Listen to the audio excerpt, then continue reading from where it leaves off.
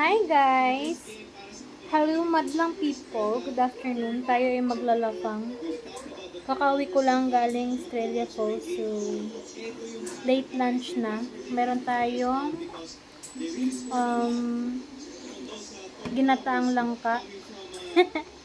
Tapos, tuyo na sapsap. Itlog na mayroong ampalaya. Ampalaya na mayroong itlog ng itik. And then, itik. Duck. Tsaka, paksiw na maliliit. So, sili.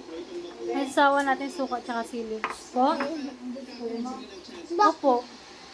Thank you, Lord, sa masarap na pagkain. Amen. Kain na rin kayo, madlang people. Hindi ko po alam.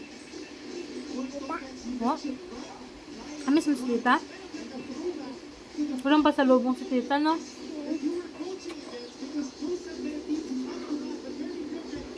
Bilisan ako ng pizza.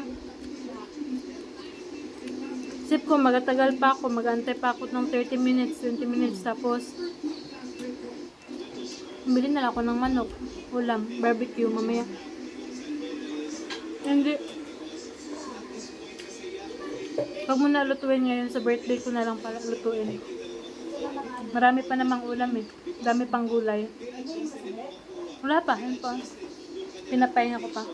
Kain po.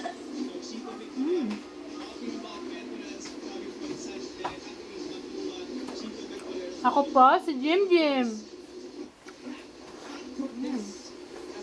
Anak ni Jinky.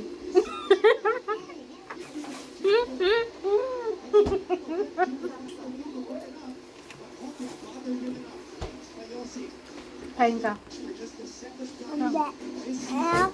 Dali na. Para pag manood yung mga baby na kaedad mo, ganahan din sila magkain. Dali na. Dali na. Kain ako. Ay, kumain na raw siya. Busog na raw po siya. Okay po. Ang sarap naman. Sinong luto nito?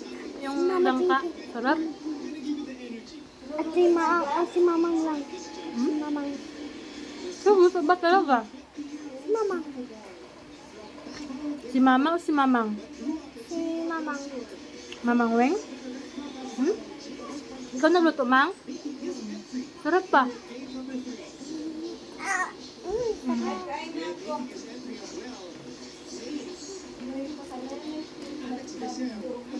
Yan, sarap. Sarap. Lutong nanay, ang sarap. Lutong bahay. Lutong nanay, kasi pag lutong bahay, hindi naman kumikilos yung bahay, charot.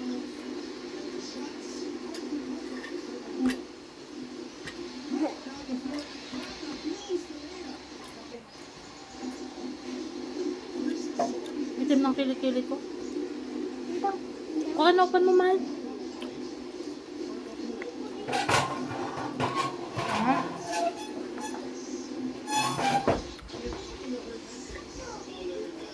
Takpan ko yung kilikili ko para hindi kayo maumay.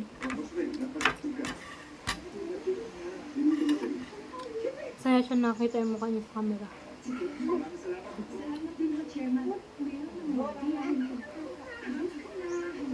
Gamit mo kita?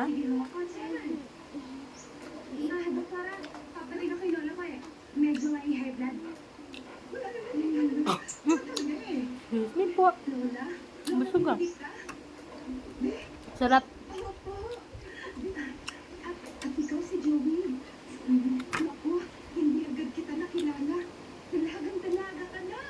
Sabihin mo, hi Tito Adrian. Na? Bakit? No? Tito Adrian. Hi Tito Adrian. Ito. Hi, Tito Adrian. Shout out Tito Adrian. Tito Adrian.